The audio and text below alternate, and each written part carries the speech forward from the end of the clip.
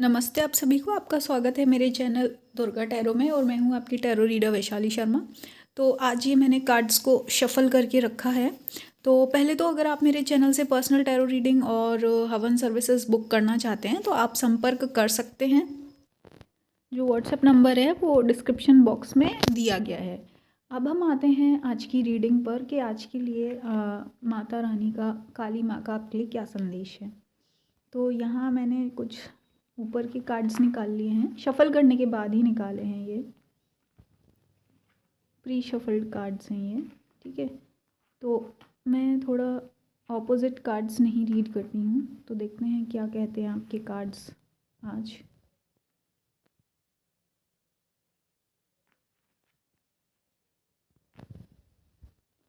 हाँ, तो हम आते हैं आज की रीडिंग पर। तो ये हैं आपके कार्ड्स।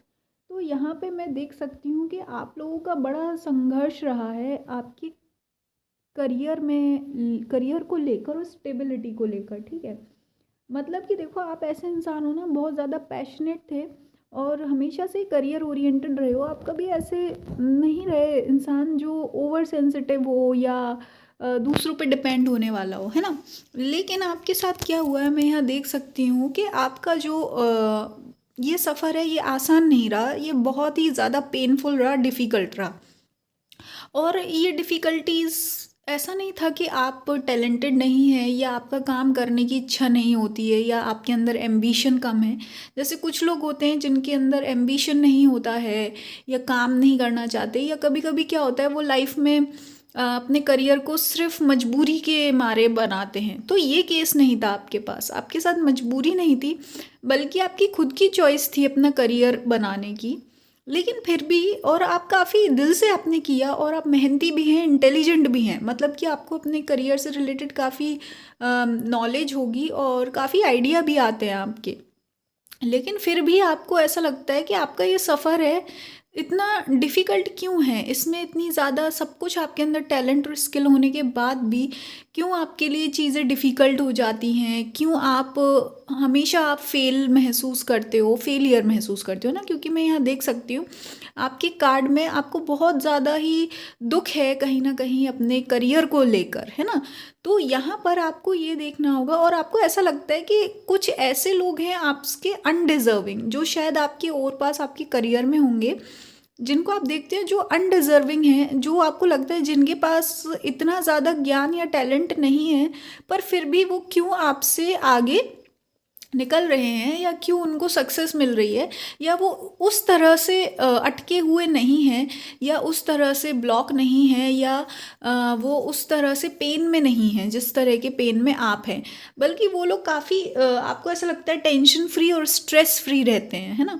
पर आपके लाइफ में आपके पास सारा टैलेंट होने के बाद, सारा स्किल्स होने के बाद भी आपके ऊपर एक स्ट्रेस बना रहता है काम को लेकर, है ना। तो यहाँ पे आपको ये समझना है ये सब चीज़ें आपकी क्या है, हो रही हैं ओवर थिंकिंग की वजह से। क्योंकि आपके जो माइंड है, मैं देख सकती हूँ उसके अंदर ये डुअलिटी चल रही है।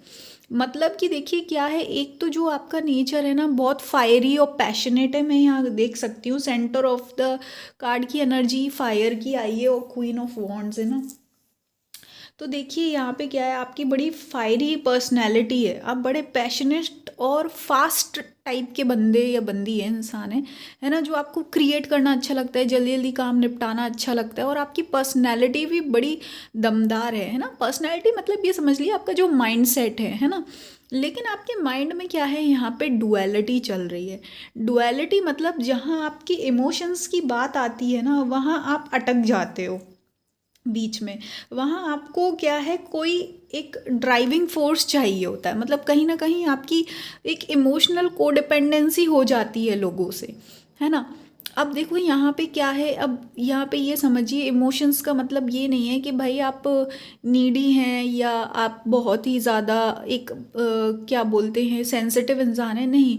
देखिए इमोशनल कोडिपेंडेंसी का इसका मतलब कहीं कहीं ये भी हो जाता है जब आप कुछ ज़्यादा ही लोगों को पीपल प्लीज करने लगो, या ओवर गिविंग नेचर होगा आपका, या ओवर डू करना, मतलब ज़रूरत से ज़्यादा लोगों के लिए करना, ज़रूरत से ज़्यादा उनका ध्यान रखना, ज़रूरत से ज़्यादा लोगों के बारे में सोचना, है ना।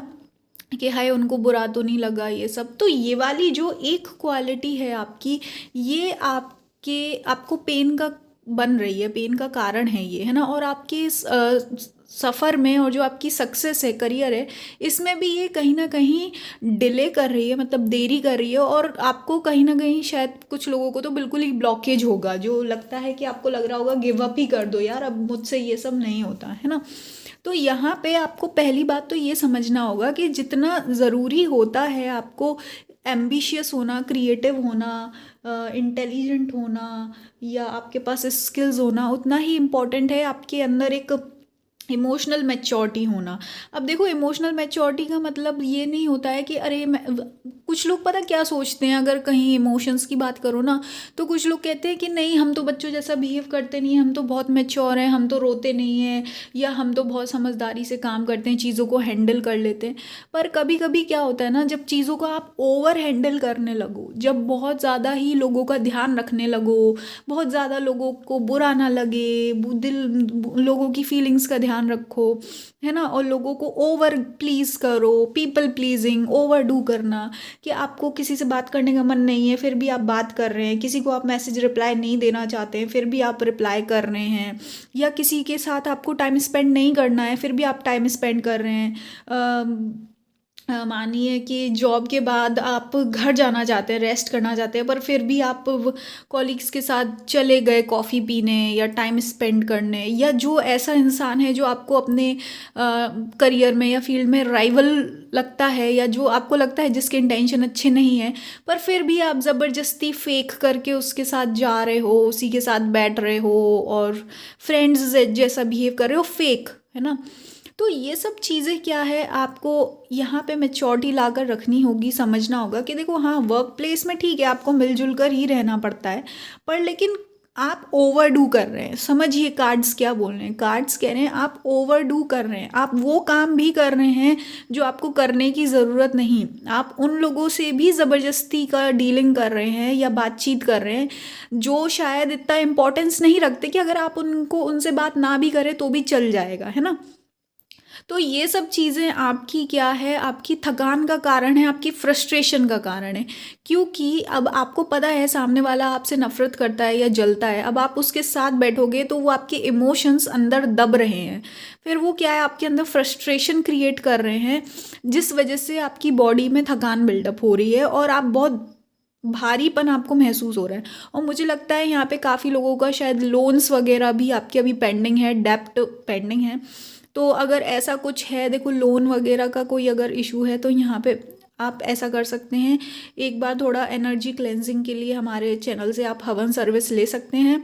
ये हवन डेफिनेटली आपको एक पॉजिटिव एनर्जी देते हैं, क्लैरिटी मिलती है, ताकि आप बेटर डिसीजन ले पाएँ, है ना। और जितना अच्छा आप डिसीजन लेंगे उतनी अच्छी आपकी लाइफ चलती रहेगी। और देखो ये सब चीज़ें क्या है ना, ये वाली जो आपकी जैसी ये आदत बन चुकी है ना ओवरडू करने की, ये आपकी बचपन की आदत हो गई है। क्योंकि ना आपके, मैं देख सकती हूँ आपके बचपन में ना ऐसा ही माहौल था, आपके पेरेंट्स कुछ ज़्यादा ही आपसे डिमांड करते थे। फॉर एग्जांपल, अब जैसे स्कूल में आपके मार्क्स अच्छे आने चाहिए, और बेटर करो, और अच्छा करो, बिल्कुल डिसिप्लिन में रहो, खेलने मत जाओ, बात नहीं करो, ये सब। तो आपको क्या आदत है, एक जैसे कहते हैं ना गुड करने की, कि गुड बॉय या गुड गर्ल बनने की, या अच्छा अच्छा करने की, तो आप अच्छा अच्छा करने के चक्कर में यहाँ पे ओवरडू कर रहे हैं, ज़रूरत से ज़्यादा कर रहे हैं, जो कि पता है एक तो क्या है ना, आप पर थकान क्रिएट कर रहा है। और आप एक बात समझिए, सुन लीजिए, यहाँ पे ये आपके कार्ड्स तो आपके बारे में बता रहे हैं, पर जनरली अगर मैं आपको एक बात बताऊँ, जो ओवरडू करने वाले लोग होते हैं ना, ज़रूरत से ज़्यादा, जहाँ चीज़ ज़रूरत से ज़्यादा अपने एफ़र्ट्स लगाएं, जबकि इतना ज़्यादा ज़रूरत भी नहीं है एफ़र्ट्स की। अगर ज़रूरत है तब तो चलो ठीक है, जब ज़रूरत नहीं है अगर तभी भी आप इतना ज़्यादा अपने एफ़र्ट्स लगा रहे हैं या कर रहे हैं, तो उनको कोई भी पसंद नहीं करता है। उनको लोग चापलूसी समझते हैं, या ये समझते हैं कि इसको सेल्फ़ रिस्पेक्ट नहीं है या अपनी वैल्यू नहीं है ना।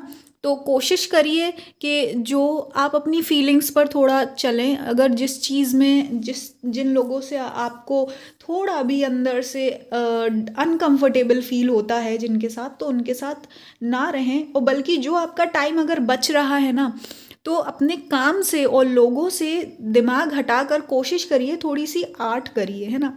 यहाँ पे आपके लिए सजेशन यही है कि आप ड्राइंग करें और पेंटिंग करें, मतलब कलर्स वगैरह मिला के। भले ही आप बिल्कुल फर्स्ट या सेकंड स्टैंडर्ड के क्लास के लेवल का आप ड्राइंग बनाएं, है ना।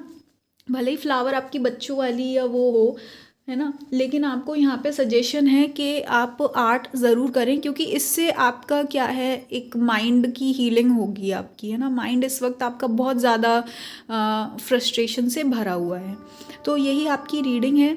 बाकी आप हवन ज़रूर लें, क्योंकि अगर आप अफोर्ड कर सकते हैं, वैसे तो हर कोई नहीं अफोर्ड कर पा रहा है, लेकिन अगर आप अफोर्ड कर सकते हैं तो आप ज़रूर हवन लीजिए।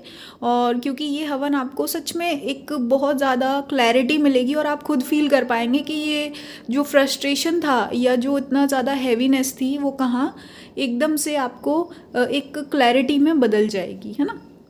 और आप चाहें तो पर्सनल टैरो रीडिंग के लिए भी संपर्क कर सकते हैं, माला जाप के लिए भी, और अन्य जो हमारी सेवाएं उपलब्ध हैं जो कि लाइफ में और स्पिरिचुअलिटी में आपको हेल्प करती हैं। तो फिर से आपका बहुत बहुत धन्यवाद। You are most welcome to our channel and in our services, for our services. तो आप कॉन्टेक्ट कर सकते हैं। Thank you so much. हम मिलेंगे आपको नेक्स्ट वीडियो में।